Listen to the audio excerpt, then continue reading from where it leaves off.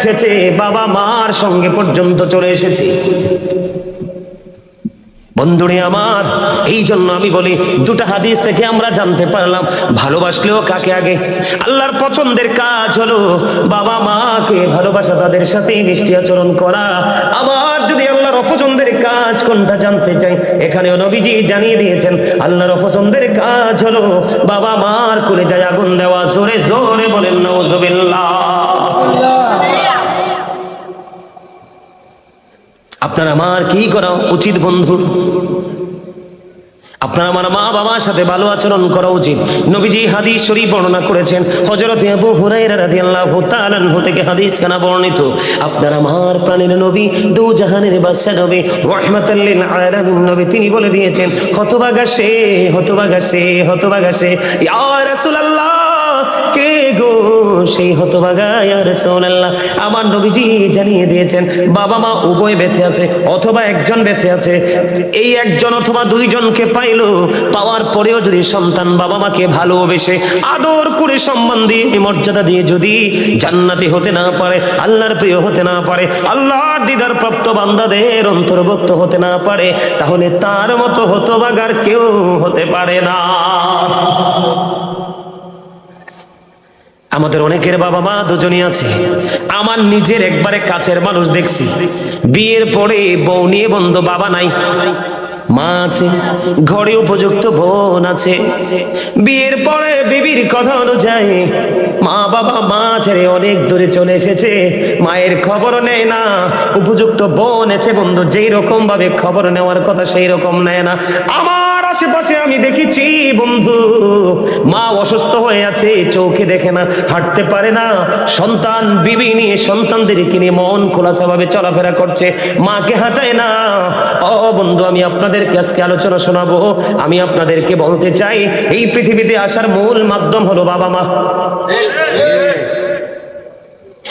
যেই বাবা মার কারণে আমি দেখছি, আমি নিজে দেখেছি, নিজের কানে শুনেছি, মাকে একবার মা বলে ডাকে না, বাবাকে একবার বাবা বলে ডাকে না, আর শ্বশুরকে যে সুন্দর করে আব্বু বলে ডাক দেয়, আম্মু বলে ডাক দে। আমি তাদের ডাকের বিরোধিতা করছি না, শ্বশুর শাশুড়ি মুরব্বী তারাও সম্মান, তবে আগে তোমার বাবা মা পাবে সবচেয়ে বড় সম্মান। সবচেয়ে বেশি উচ্চ মর্যাদার হক কে?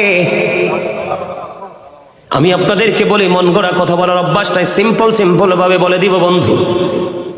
আপনার আমার প্রাণের নবীকে প্রশ্ন করা হলো, ইয়া রাসূলুল্লাহ, ইয়া হাবিবাল্লাহ, নবী গো, ও প্রাণের নবী, আমার কাছ থেকে সবচেয়ে মিষ্টি সবচেয়ে ভালো আচরণ পাওয়ার হক কার বেশি? আমার নবীজি বললেন, ক্বালা উম্মুকা, তোমার মা। প্রশ্ন করা হলো, ক্বালা সুম্মা মান, তারপরে কে ইয়া রাসূলুল্লাহ? আমার নবীজি বললেন, ক্বালা উম্মুকা, তোমার মা। আবার প্রশ্ন করা হলো, ক্বালা সুম্মা মান, তারপরে কে? আমার নবীজি আবার বললেন, ক্বালা উম্মুকা, তোমার মা। আবার প্রশ্ন করা হলো, ক্বালা সুম্মা মান, তারপরে কে? আমার নবীজি এবার বললেন, ক্বালা আবুকা। তিনবার মায়ের কথা বলেছে, একবার বাবার কথা বলেছে। এর মানে এই জন্যই না যে বাবার সম্মান কমে গেছে। আল্লাহর হাবিব বলে দিয়েছেন, যেই সন্তানটা বাবার অবাধ্য, এই সন্তানটা আল্লাহর অবাধ্য। যেই সন্তানকে বাবা সহ্য করতে পারে না, একে আল্লাহ নিজেও সহ্য করে না। বাবা মার মর্যাদাটা আপনাকে আমাকে বন্ধু বুঝে নিতে হবে। আমার দিকে তাকান,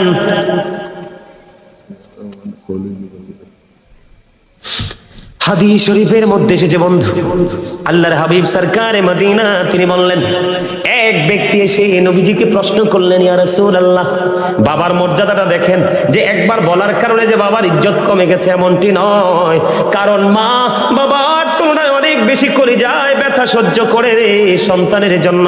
মায়ের মতো ত্যাগী নারী পৃথিবীতে আর কেউ হতে পারে না। আমরা যদিও পুরুষ, বাংলার জমিনে দেখেন অনেক এক্সাম্পল আছে বন্ধু, অনেক মৌলবী পর্যন্ত আছে, হাফেজ পর্যন্ত আছে, আলেম পর্যন্ত আছে, সন্তান একটা দুইটা ফালাই চলে গেছে, কিন্তু এমনও মা আছে রে, একটা সন্তানের দিকে তাকায়া তার জীবনটাকে কুরবানি করে দিছে। আছে না নাই? আমাদের এলাকাতে বন্ধু একজন আমি দেখেছি, ওনার একটা মাত্র মেয়ে, মেয়েটা গর্ভে থাকা অবস্থায় নাকি ওনার স্বামী চলে গেছে।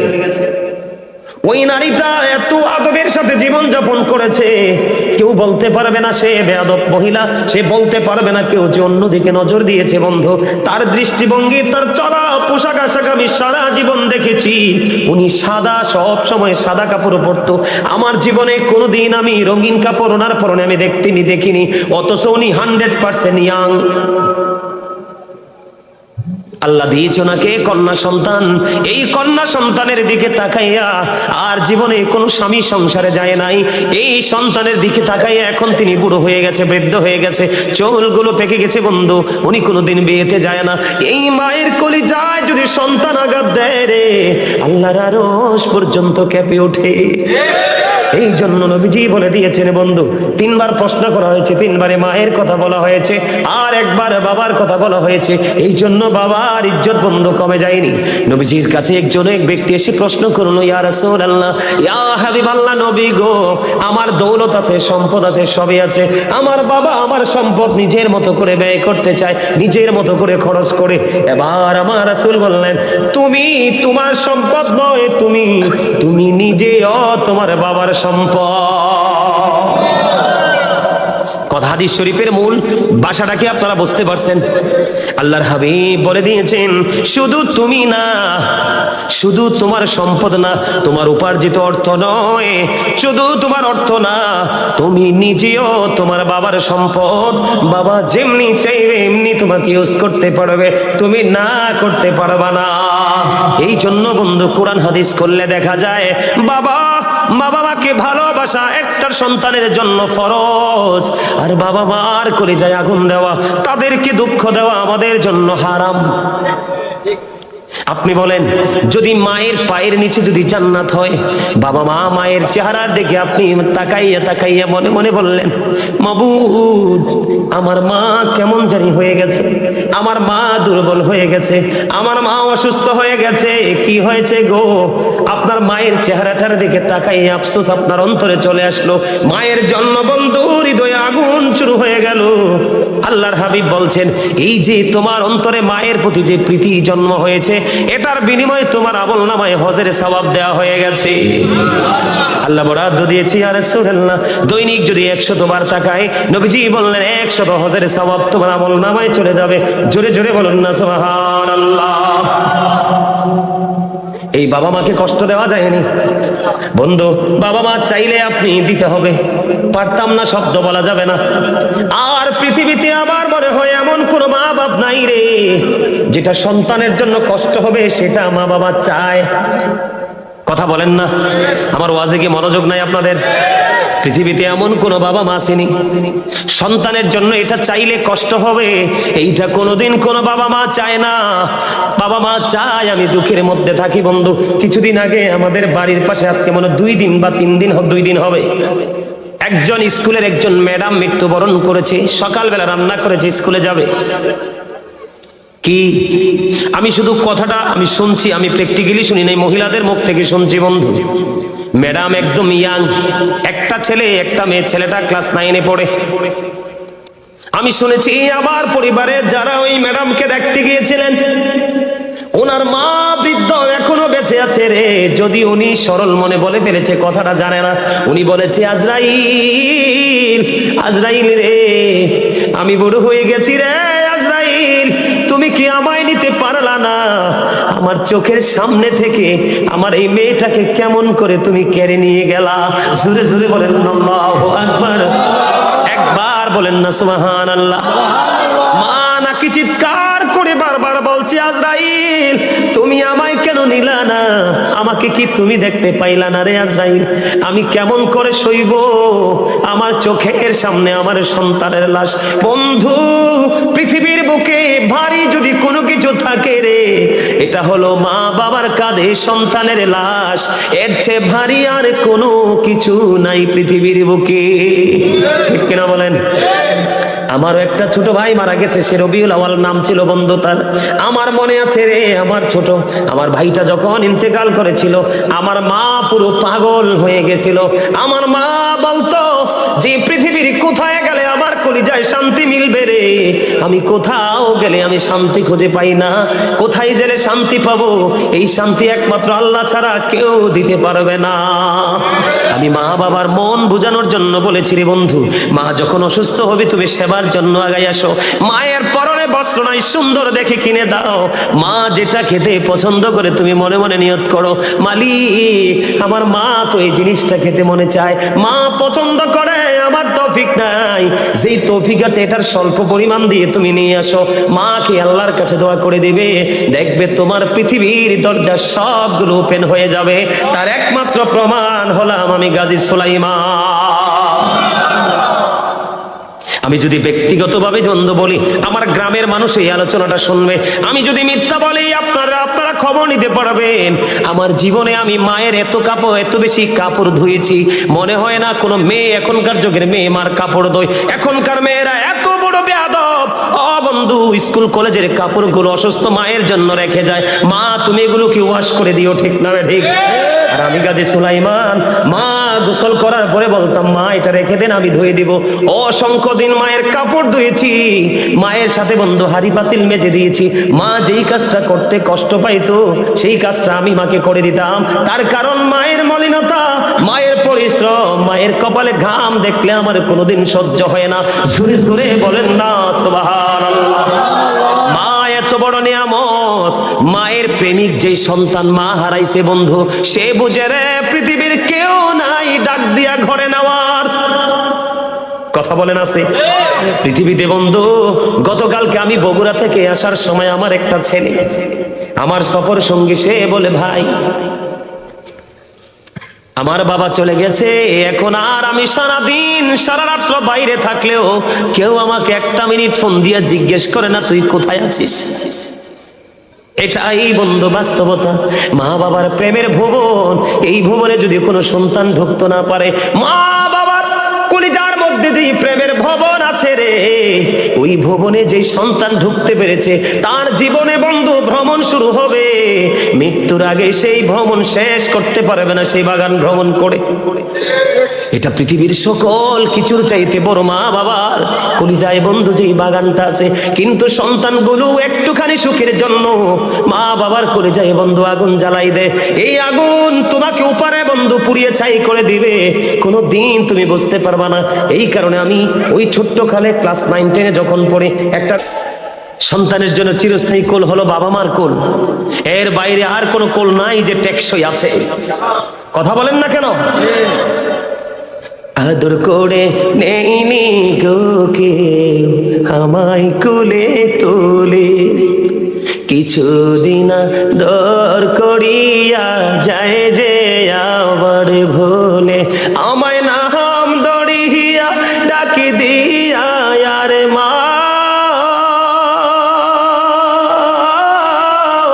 আমায় নাম দড়িয়া ডাকি দিয়া আর কে নিবে রে ঘরে,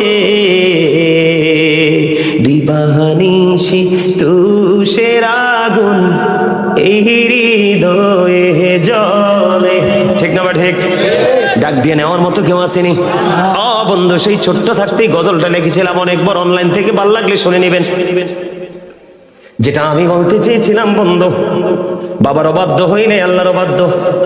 বাবা যা চায় তা দিতে হবে, মা যা চায় তা দিতে হবে। মাকে কষ্ট দেওয়া যাবে না। বন্ধুরে আমার, যদি কষ্ট দাও, তুমি আল্লাহ এবং আল্লাহর হাবিবের কথার উপর কথা বলেছো, আল্লাহ রাসূলের কণ্ঠস্বরের উপর তুমি কণ্ঠস্বর উঁচু করেছো, আল্লাহর হাবিব বলেছে তুমি করো না, তুমি করেছো। কথা বুঝতে পারছেন নি বন্ধুরে আমার? আল্লাহর হাবিবের কণ্ঠস্বরের উপর যদি আপনার কণ্ঠস্বরটা উঁচু হয়ে যায়, আপনার জীবনের যত করব এগুলো মনে অজান্তে বন্ধু শেষ হয়ে যাবে। জোরে জোরে বলেন আল্লাহু আকবার।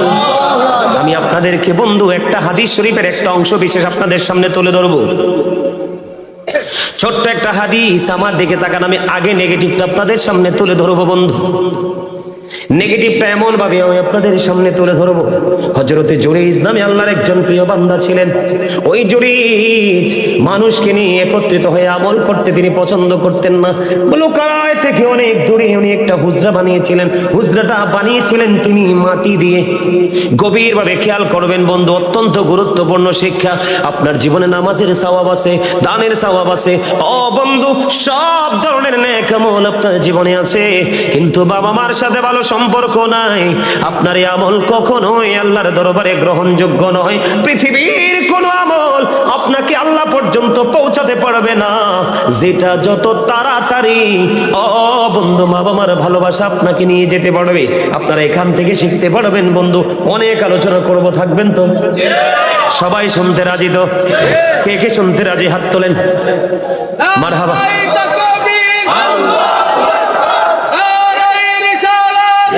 রাসূলুল্লাহ জিন্দাবাদ জিন্দাবাদ জিন্দাবাদ জিন্দাবাদ আহলে সুন্নাত ওয়াল জামাত কাজী সুলাইমান আল কাদরী সাহেব জিন্দাবাদ জিন্দাবাদ। বানেশ্বরের পক্ষ, ধনেশ্বরের পক্ষ থেকে লাল গোলাপ শুভেচ্ছা। না, জেদ্দুর কইছে এদ্দুরে লোক দেখলে মনে হয়নি যে নারাই দিতে পারবো। এই জন্য বলছি আপনার চামড়া কিন্তু বড় জিনিস না, আসলে হচ্ছে ভিতরেরটা। ঠিক কিনা বলে? আর জোরে। এটা এই মাথা থেকে পা পর্যন্ত যে গোস্তের টুকরা, এগুলোর ভিতরটা যদি ঠিক না থাকে এটার কোনো দামই নাই। আছে? আরে বলেন আছে? লোকটারে দেখলে তো মনে হয় না, আরে আমার নামও তো খুব কনফিডেন্সলি বলে ফেলছে। না না, আর লাগবে না কিছু, আর কিছু ভালো লাগে না। আই একখানা ঠিক করে কইছি, আই কোনা কানো কোনো কিছু খাইতে পারি না, বুঝছেন? আলহামদুলিল্লাহ কোন আলহামদুলিল্লাহ, আরো জোরে। আমি যত আলোচনা করব আমার হৃদয় তত শীতল হবে। আমি হচ্ছে সেই মানুষ, আমার কলিজা ওয়াজ চলাকালীন চা দিয়ে পানি দিয়ে ভিজানো লাগে না, আমারটা এমনি ভিজে যায়। আমি গল্প বলছি না তো, হাজার হাজার ভিডিও দেখবেন। আমি মদিনাতুল মুনাওয়ারায় গিয়েছি, মক্কাতুল মুকাররমায় গিয়েছি, হজে গিয়েছি। ওখানে গিয়ে আমি রোজাতে গিয়েছি, একদিনও ভাত খাই নাই, শুকনা খাবার খেয়ে, খেজুর আর জমজমের পানি খেয়ে উমরা পালন করে শেষ করে বাংলার জমিনে আসছি। আমি সেই লোক। মারহাবা। আমি কোন মানুষের বাড়িতে কিছু খাই না। মাছ বলেন, গোস্ত বলেন, আমার যদি খাসির গোস্ত, গরুর গোস্ত, হাঁসের গোস্ত, এটি কেমন মজা, ইলিশ মাছ কেমন মজা আমি বলতে পারবো না, কারণ এগুলো স্বাদ কেমন আমি বলতে পারবো না। আমি আমার জীবনে খাইনি এগুলো। 12 মাস নিরামিষ শাকসবজি খাইতে একমাত্র নিজের ঘরে। এই পৃথিবীতে বাইরে কত রকমের খাবার, একটা খাবার আমি ওদম গুনাহগার মুখে লাগাই না। আমি সেই লোক। অহংকার করে বলছি না, আল্লাহর দরবারে শুকরিয়া জ্ঞাপন করে বলছি, আল্লাহ যে আমাকে এই যেই তাকওয়াটা অবলম্বন করার মতো ক্ষমতা দিয়েছে, এটা আমি মনে করি এটা আমার জন্য স্পেশাল এক নিয়ামত। জোরে কোন আলহামদুলিল্লাহ। আরো জোরে। বিশ্বাস করেন, আমাকে যদি কেউ খাবারের জন্য বিরক্ত করে আমি রাগ করি, কিন্তু আমাকে যদি বলে হুজুর আধা ঘন্টা আরো বাড়াই আলোচনা করুন, আমি খুশি হই। বিশ্বাস করবেন আপনারা? এটা বিশ্বাস হয়? আলহামদুলিল্লাহ বলেন। আমি আল্লাহর রহমত, মদিনাওয়ালার নেগায়, মা বাবার দোয়ায় আমি আসলে সত্যি যত আলোচনা করব ততই আমার হৃদয় শীতল হবে, তৃষ্ণা ততই মিটবে। আমার চা খেয়ে, দুধ খেয়ে, পানি খেয়ে আপনারা দেখবেন চেকিং করে, আমার জীবনে কোনো রেকর্ড নাই যে ওয়াজের ময়দানে 2 ঘন্টা 3 ঘন্টা আলোচনা করেছি। ওই যে তোমরা তো ছিলে, ইসমাইল তোমরা ছিলে না ওই দিন? প্রায় 2.5 ঘন্টার উপরে আলোচনা করছি। খাইছি চা? আগে দেখছো? আমার কিছু লাগে না। কনা আমি আরো জোরে কনা আমি, আরো মহব্বতে কনা আমি। বন্ধুরি আমার, হৃদয় খুলে শোনো, বিশেষ করে তোমরা যুবক। আমি এখনো পর্যন্ত, আমার মা ওই দিন বলেছে, আমার গাজী সুলাইমান এখনো আমার কাছে সেই ছোট্ট ছেলে। সুবহানাল্লাহ বলবেন না? এবার বুঝেন মায়ের কলিজায় আমার বসতিটা কত বৃহৎ। একজন প্রশ্ন করেছিলেন আমার মাকে, আমার মা এক জায়গায় গিয়েছিলেন একটা দাওয়াতে আমার ফ্যামিলি পরিবার সহ। মা বলতেছে আমি চলে যাই তাড়াতাড়ি, কারণ আমার ছেলেটা প্রোগ্রামে যাবে, তাকে হাদিয়া দিতে হবে। আরেকজন প্রশ্ন করেছিল, আপনি কি বললেন এইটা? আপনার এত বড় ছেলে, এটা কি ছোট্ট ছেলে নাকি যে এখনো আপনার পকেট থেকে টাকা দিতে হয়? আমার মা বলেছে আমার ছেলের আমার টাকা ছাড়া তার দিন চলে না, রাত চলে না। প্রতিদিন আসার সময় মার কাছ থেকে গাড়ি ভাড়া নিয়ে আসি বন্ধু, বিশ্বাস করবেননি। এটা যুবক তোমাদেরকে বোঝানোর জন্য বলি রে, আমার কলিজায় মায়ের প্রতি এত বেশি এক্সপেকটেশন। মা আমার 100 টাকা লাগবে দেন, 500 টাকা লাগবে দেন, মার কাছ থেকে খুঁজে খুঁজে বাজার করি, মার কাছ থেকে এটাতে আমি অনেক প্রশান্তি পাই। যা করি সবগুলো মোট করে নিয়ে মায়ের কাছে দিয়ে দে। মা কি করেছে এটা দ্বিতীয়বার আর জিজ্ঞেস করি না, মা আপনার কাছে দিলাম, এই টাকাগুলো কি করেছেন এটা আমি একটা বারের জন্য মাকে প্রশ্ন করি না। কারণ বন্ধু, মা যেই কষ্ট আমাকে নিয়ে করেছে রে, সারা পৃথিবী যদি মায়ের কদমে নিয়ে ফালাই, আমার চামড়া চুলে যদি জুতা বানাই দে, আমার চামড়া দিয়ে যদি তুষক বানাই দে, তারপরেও তো মায়ের ঋণ আমি শোধ করতে পারবো না। বন্ধু আমি তোমাদেরকে বলবো, আমি হাদিস শরীফের মধ্যে একটুখানি পড়ে আসবো, বন্ধু তোমরা শোনো। এই জন্য বলেছি আলেমদেরকে বেছে নাও, যাকে তোমার বেশি পছন্দ তার সাথে তুমি একটা প্রেমের ডুরি লাগাও, তোমার জীবনে নেগেটিভ কোনো শব্দ থাকবে না, যেদিকে যাবে সেদিকে গোলাপের পাপড়ির মতো সবাই ভালোবাসবে। কই যাইতাম, আমাদের ভালো লাগলে এই ফ্লাক্সটা শেষ করেন, দরকার লাগলে আমি অর্ডার দিয়ে আরেকটা আনাই দিব। ঠিক ঠিক আছে না? কথা ঠিক নেই? হ্যাঁ, আর ব্যাগ কথা ঠিক? আলহামদুলিল্লাহ। এই বদ্দাখানা কত কম হোক, যে চিকন আলী অন্তরে প্রেম আছে, চোখে ইশারা দিছি, বুঝছে যেতে ভুল করছে। এক মায়ের পাগল ছেলে বন্ধু, মায়ের পাগল ছেলে মাকে বন্ধু অনেক লম্বা সময় 5 থেকে 6 বছর পর্যন্ত মাকে কাঁধে করে, মা অসুস্থ, মাকে কাঁধে করে বন্ধু খানায় কাবাটা তাওয়াফ করিয়েছে, মানে কোলে করে খানায় কাবাটা তাওয়াফ করানো। খানায় কাবা তাওয়াফ করানোর পরে এবার সাদিকুত তাইয়ার নামে এক আবেদ ওনাকে প্রশ্ন করলেন, আমি আমার মাকে বছরের পর বছর, আমার মায়ের খুবই শখ খানায় কাবা তাওয়াফ করবে, আমি বছরের পর বছর আমি আমার মাকে কাঁধে করে করে খানায় কাবা তাওয়াফ করিয়েছি। সাদিকুত তাইয়ার নামক আবেদকে প্রশ্ন করলেন, আপনি বলে দেন গো আমার মায়ের ঋণ খানা শোধ হইছে কিনা। এবার সাদিকুত তাইয়ার নামক আবেদ ডাক দিয়ে বললেন, বন্ধু কেমন করে বুঝাইলে বুঝবা রে, মায়ের কত মর্যাদা, বাবার কত মর্যাদা আল্লাহর কাছে। সাদিকুত তাইয়ার নামক আবেদ একটা ডাক দিয়ে বলল, তুমি যদি 50,000 বছর যদি তোমার মাকে কাঁধে করে করে যদি খানায় কাবা তাওয়াফ করাও, যদি ঘোরাও, একটা রাত্রিতে নিজম রাত্রিতে মা ঘুমিয়েছিল, তুমি প্রস্রাব করেছিলে, প্রস্রাবের মধ্যে পড়েছিল মা দুঃখিনী, মায়ের স্তন চেপে ধরে তুমি দুধ পান করেছিল, এমনি করে করে 50,000 বছর যদি মাকে কাঁধে করে ঘোরাও রে, কাঁধে করে চড়াও রে, তাহলে একটা রাত্রের দুধ পানের ঋণ শোধ হবে না। আমরা কি বুঝতে পারি মায়ের কাছে আমরা কতটা ঋণী, বাবার কাছে আমরা কতটা ঋণী? আপনারা বোঝেন না, আল্লাহ বলেছেন আমার গোলামি করো। কি করো? আল্লাহর গোলামি করো, আল্লাহর সাথে কাউকে শরীক করিও না।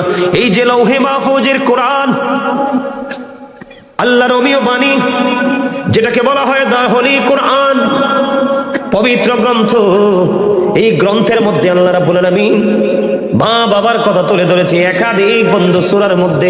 সূরা আনকাবুতের মধ্যে আল্লাহ রাব্বুল আলামিন বলেছেন যে আমি আমার বান্দাদেরকে অর্ডার করেছি মা বাবার সাথে সৎ ব্যবহার করার জন্য।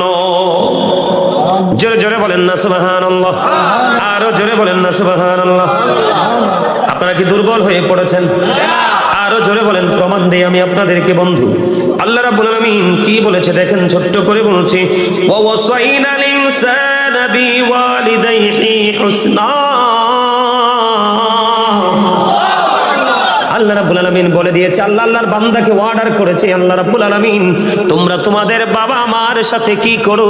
উত্তম আচরণ করো, ভালো আচরণ করো, প্রেমময় আচরণ করো। সুবহানাল্লাহ বলেন। আজকে মা বাবার কথা বললে অনেক সন্তান শুনতে চায় না। এরে বরুড়া দলেশ্বরের যুবক বন্ধু, তোমরা সবাইকে আমি আমার হৃদয় থেকে বলছি, হৃদয় খুলে শোনো। জুরি যেমন একজন আল্লাহওয়ালা ছিল, তিনি মানুষ নিয়ে আমল করতে পছন্দ করতেন না, মানুষের ভিড়ে তিনি থাকতে পছন্দ করতেন না। লোকালয় থেকে অনেক দূরে নির্জন একটা জায়গায় তিনি একটা হুজরা বানাইলো। হুজরা বানাইছে, তার মানে ইবাদতের জন্য একটা কেন্দ্রবিন্দু তিনি তৈরি করেছে। তিনি আমল করতেছেন, দিন যায় রাত যায়, দিন যায় রাত যায়। একদিন তিনি হুজরার মধ্যে বন্ধ নামাজের নিয়ত বাঁধলেন। নামাজের নিয়ত বাঁধা অবস্থায় মা দুঃখিনী বাইরে চলে আসলেন। এসে ডাকে, বাবা জুরিস, বাবা গো তুমি কোথায় গো বাবা? আমি মা এসেছি তোমার সাথে দেখা করার জন্য। এখন খেয়াল করবেন, গভীর খেয়াল, জুরিস কিন্তু নামাজ পড়তেছে। কি করতেছে? সেজদার চাইতে, ইমানের পরে সেজদার চাইতে দামি আমল আর কিছু আসেনি। কপালে আল্লাহ, কপালটা আল্লাহর কুদ্দুতি কদমে ঠেকানো, এটার চেয়ে দামি আমল আসেনি। খেয়াল করবেন বন্ধু, বুখারী শরীফের হাদিস। ছেলেটা নিয়ত নামাজ পড়তেছে, এদিক দিয়ে হুজরার বাহিরে থেকে এসে, বন্ধু ধরেন একটা এক্সাম্পল, হুজরা বললে অনেকে বোঝে না, সাধারণ মানুষ। ধরেন ঘরের ভিতরে ছেলে নামাজ পড়ে, বাহির থেকে মা ডাকতেছে, বাবা জুরিস, আমি মা এসেছি তোমার সাথে দেখা করবো। এবার জুরিস ডেকে ডেকে বলে, আল্লাহ আল্লাহ গো, আমি তো নামাজের নিয়ত বেঁধে ফেলেছি, এখন আমি কি আমার মায়ের ডাকে সাড়া দিব নাকি আমি নামাজ খানা চালিয়ে যাব? ওই সন্তান হযরত জুরিস, আল্লাহর বুজুর্গ বান্দা, সে কি করলেন? মায়ের ডাকে সাড়া দিলেন না। সাড়া না দিয়ে তিনি নামাজটাই চালিয়ে গেলেন। নামাজ শেষ হলো। নামাজ শেষ করার পরে এবার বাইরে এসে চাইয়ে দেখে মা দুঃখিনী, ও বন্ধু বাইরে নাই, চলে গেছে। একদিন চলে গেল, জোরে কন্না আল্লাহু আকবার। আজকের একদিন চলে গেল বন্ধু, আবার দ্বিতীয় দিন দেখেন ভাগ্যের কি নির্মম পরিহাস, এবং আমাদের জন্য কত বড় শিক্ষা। আল্লাহর হাবিব এই হাদিসের অংশ বিশেষ একটা মুমিনের জন্যই যথেষ্ট, আর বেশি ওয়াজের দরকার নাই বন্ধু। এবার কি করলেন হযরতে জুরিজ? আবার দ্বিতীয় দিন তিনি আবার নামাজরত অবস্থায়, নামাজ চলাকালীন মা দুঃখিনী আসলো। মা দুঃখিনী এসে ডেকে ডেকে বললেন, বাবা বাবা গো, আমি আজকে এসেছি তোমার সাথে একটু দেখা করবো গো বাবা, তুমি আমাকে একটু দেখা দাও। এবার আজকেও জুরিস মনে মনে ভাবে আগের মতো, বলিব ও আমার মাওলা, আমি আজকেও তো নামাজরত অবস্থায়, আমি কি নামাজ চালিয়ে যাব নাকি আমার মায়ের ডাকে আমি সাড়া দেব? আজকেও ছেলেটা মায়ের ডাকে সাড়া দিলেন না, চিন্তা করতেছেন আমি আগে নামাজটা শেষ করে ফেলি। নামাজ যখন শেষ হয়ে গেল বন্ধু, দ্বিতীয় দিন বাইরে এসে চাইয়া দেখে আজকে তো মা নাই। মা আজকেও চলে গেছে। 2 দিন পার বনিব, আমি এক এক করে 3 দিন ছেলেটার সাথে দেখা করতে আসলাম, ছেলেটা আমায় দেখা দিল না। আমি মা আজকে তোমার কাছে দরখাস্ত দিয়ে গেলাম, তাকে বেশ্যা মহিলার মুখ না দেখাইয়া মরণ দিও না। জোরে জোরে বলেন নাউজুবিল্লাহ।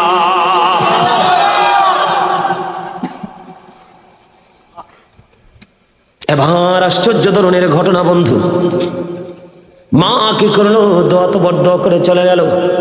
পাশেই বসবাস করতো এক বেশ্যা মহিলা, মহিলার পেটের মধ্যে বাচ্চা। ধীরে ধীরে ওই বেশ্যা মহিলার গর্ভ থেকে সন্তান প্রসব করলো। করার পরে মানুষ তাকে প্রশ্ন করলো, তুমি সন্তান তুমি কোত্থেকে নিয়ে এসেছো? বন্ধু আফসোস লাগে রে, এই পৃথিবীর সন্তান, ও বন্ধু এই পৃথিবীর সন্তানগুলোর কি অবস্থা হবে রে? বেশ্যা মহিলার যখন সন্তান পৃথিবীতে আসলো, মানুষ তাকে প্রশ্ন করতে লাগলো, তুমি সন্তান তুমি কোত্থেকে নিয়ে এসেছ? এবার এই বেশ্যা মহিলা একটা ডাক দিয়ে বলল, এই সন্তান আমি এনেছি ওই জুরিস থেকে। জোরে জোরে বলেন না নাউজুবিল্লাহ। একবার বলেন আল্লাহু আকবার। আল্লাহর দোয়া মা কবুল, মায়ের দোয়া আল্লাহ কবুল করছেনি। এবার দেখেন ছেলেটার পাওয়ার বোঝানোর জন্য, এত পাওয়ারফুল সন্তান হওয়ার পরেও মায়ের অভিশাপ দিতে লাগতে দেরি হয় নাই। অথচ এই সরল মনা জুরিস, আল্লাহওয়ালা জুরিস, ও বন্ধু তাকে একজন সুফি বা সাধক আমি বলতে পারি। ওই জুরিস এই সম্পর্কে কিছুই জানে না। সরল মনা জুরিস যখন শুনতে পাইলো এই বাচ্চাটা বেশ্যা মহিলার গর্ভে জুরিস থেকে এসেছে, বন্ধু তৎকালীন সময়ে মানুষগুলো পাগল পারা হয়ে গেল, পাগল দেওয়ানা হয়ে গেল বন্ধু। এবার জুরিজের কাছে চলে আসলো, জুরিজের হুজরাটা ভেঙে ফেললো, জুরিজকে প্রহার করা শুরু করলো, তাকে হুজরা ভেঙে টেনে হেসড়ে তার হুজরা থেকে বের করা হলো। আর জরল মানা জুরিজ ডেকে ডেকে বলে, বন্ধু তোমরা আমাকে বলো না আমি কি অপরাধ করেছি? কয় তোমার অপরাধ হলো ওই বেশ্যা মহিলার সাথে তুমি অবৈধ মেলামেশা করে বেশ্যা মহিলাকে তুমি গর্ভে সন্তান দিয়েছো। এবার আল্লাহ ওয়ালা জুরিজ, এবার দেখেন আমি সন্তান, তোমরা ভাই বাবা আমি তোমাদেরকে বোঝাচ্ছি, সন্তানটার এত বড় বুজুর্গ ছিল, এত পাওয়ারফুল ছিল সন্তানটা, এত বড় বুজুর্গ ছিল। এবার সরল মনা জুরিজ বন্ধু নামাজ পড়লেন, নামাজ পড়ার পরে এবার তিনি ডাক দিয়ে বললেন, এই বাচ্চাটাকে আমার কাছে নিয়ে আসো। অসংখ্য মানুষ ওই জুরিজের এই সিমটম দেখার জন্য চলে আসলো। জুরিজ যে অপকর্ম হাত পেটটার উপর রাখতে দেরি, ছোট্ট শিশু ডাক দিয়ে বলল, ওই রাখাল আমার বাবা। জোরে জোরে বলেন না সুবহানাল্লাহ, একবার পড়েন আল্লাহু আকবার। এখান থেকে কিছু বুঝতে পারছেন নি আপনারা? জুরিজের পাওয়ার আসেনি, মর্যাদা আসেনি।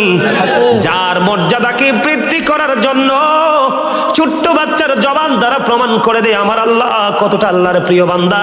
কিন্তু মা যে দোয়া তোর করে দিল, 3 দিন করে দেখা করতে আসলাম, দেখা দিলা না, বেশ্যা মহিলার সাথে তোমাকে কি করতে হবে?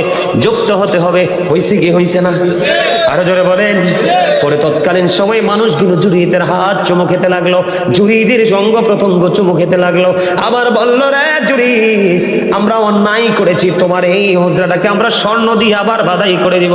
জুরিস বলল, না না আমার স্বর্ণের কোনো লালসা নাই রে, আমাকে তোমরা মাটি দিয়ে হুজরাটা বানায়া দাও। কত বড় তাকওয়া, কত বড় আল্লাহওয়ালা হযরত জুরিস। তারপরেও মাকে কিন্তু সে গালি দেয় নাই, বকা দেয় নাই, শুধু দেখা করতে আসছে, সন্তানকে দেখা দিল না। আল্লাহ রাব্বুল আলামিনের কাছে দরখাস্ত দিল, কবুল হয়ে গেল। এই যুগের ছেলেদের কিন্তু অত বড় বুজুর্গি নাই, এত বড় তাকওয়া নাই। তারা কোথায় আছে, কোথায় থাকবে, কোথায় যাবে সেটার খবরও নাই। তাহলে আপনারা বলেন, এই সন্তানের প্রতি যদি বাবা মা বিরক্ত হয় তাদের কোনো উপায় থাকবে না। এমনি পাবে বন্ধু, মায়ের অভিশাপে যেমনি, আমার দিকে তাকান, মায়ের অভিশাপে যেমনি সন্তানটাকে হয়ে গেল বিপদ থেকে বন্ধু বিপদে পড়ে গেল, ঠিক তেমনি ভাবে আমি আপনাদেরকে বলি আরেকটা হাদিস শরীফ বন্ধু, এটাও বুখারী মুসলিম শরীফের মধ্যে এসেছে। বলবো নাকি শেষ করে দিব? হ্যাঁ আরো শুনবেন? চলবে? অত্যন্ত মজার একটা ওয়াজ বন্ধু, অত্যন্ত মজার একটা হাদিস। এখান থেকে সত্যিকারের মুমিন যারা রে, ও বন্ধু আপনাদেরকে আমি এর মাঝখান দিয়ে আরেকটা মেসেজ দিয়ে দিই। আপনারা হয়তো অনেকে এমন থাকতে পারেন, একটা সময় গরিব ছিলেন, এখন আপনার দৌলত হয়েছে, সম্পদ হয়েছে, কিন্তু মা দুঃখিনী তো পৃথিবীতে নাই, বাবা তো পৃথিবীতে নাই।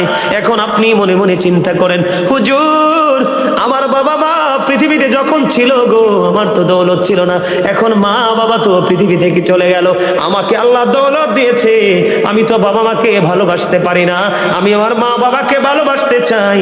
সবার পরে আমি কোন ভাবে ভালোবাসবেন মৃত বাবা মাকে, আমি সেই টেকনিকটাও শিখাই দিয়ে যাব। তবে বন্ধু, এই সুস্থ সন্তান যেমনি করে মায়ের অভিশাপে বরদোয়ায় পড়েছে, ঠিক তেমনি ভাবে বিপদগ্রস্ত সন্তান কিভাবে মায়ের দোয়ায় বিপদ থেকে বেঁচে গেছে। বুখারী এবং মুসলিম শরীফ থেকে একটা হাদিস শরীফ, বনি ইসরাইলের 3 জন লোক, আমার দিকে তাকান, আমি রাবীর নামটা বললাম না, বনি ইসরাইলের 3 জন লোক বন্ধু, তারা ভ্রমণে বের হলো, সফরে বের হলো। সফর করতে করতে করতে করতে করতে করতে করতে করতে বন্ধু সন্ধ্যা ডানা মেলে দিল, সূর্য তার আপন গন্তব্যে লুকিয়ে গেল, সন্ধ্যা ডানা মেলে দিল, দিবালো বন্ধু চলে গেল। এবার তারা কি করলেন, ওই পাহাড়ের গুহার মধ্যে অবস্থান করলেন। যেই দরজাটা দিয়ে, যে দরজাটা দিয়ে তারা গুহার মধ্যে প্রবেশ করেছে, গুহার মধ্যে ঢুকেছে 3 জন। কয়জন? গুহার মধ্যে বন্ধু ঢুকেছে 3 জন লোক। 3 জন লোক ঢোকার পরে এবার কি করলো, অটোমেটিক্যালি হঠাৎ করে পাহাড় থেকে বিশাল একটা পাহাড় ধসে পড়লো। ভাগ্যক্রমে ওই পাহাড় বন্ধু, এই পাথরটা তাদের দরজা বরাবর পড়েছে। হাদিস শরীফের মধ্যে এসেছে, পৃথিবীর কেউ নাই, পৃথিবীর কারো কোনো ক্ষমতা নাই আল্লাহ ছাড়াই পাথরটা সরাইবার দরজা থেকে। কত বড় বিপদ চিন্তা করছেন নি? কয়জন লোক? 3 জন লোক, বনি ইসরাইলের 3 জন লোক, তারা এটার মধ্যে পড়ে বিপদে পড়ে গেল। 3 জন এটার মধ্যে বন্ধু আফসোস করতেছে, কি করব এখন, এত বড় পাথর দরজার মুখটা ফিরাপ করে দিছে, আমরা এখান থেকে কেমন করে বের হব? চিন্তা করতে করতে করতে করতে 3 জন মিলে একটা পরামর্শ করলেন। যেমন আজকে আপনাদের এই প্রোগ্রামটা একটা কিন্তু এদের মতো একটা এক্সাম্পল হতে পারে, যদি মন দিয়ে, হৃদয় দিয়ে, ভালোবাসা দিয়ে শুনতে পারেন। তিনজন পরামর্শ করলো, বন্ধু আমরা তিনজন তো বিপদে পড়ে গেছি, এখন বিপদ থেকে তোমাদেরকে বাঁচতে হবে, কি করণীয়? তিনজন মিলে পরামর্শ করে একটা সমাধান বের করলেন। সমাধানটা হলো, তারা তিনজন মিলে চিন্তা করলেন, আমাদের জীবনে তো অনেক ভালো কাজ করেছি, আমাদের জীবনে তো অনেক নেক কর্ম করেছে, প্রত্যেকের জীবনে স্পেসিফিক কোনো ভালো কাজের উসিলা দিয়ে আল্লাহর কাছে দরখাস্ত দাও, দেখি রে আল্লাহ আমাদেরকে বড় বিপদ থেকে বাঁচাই কিনা। সুবহানাল্লাহ বলেন না, আরো জোরে বলেন না সুবহানাল্লাহ।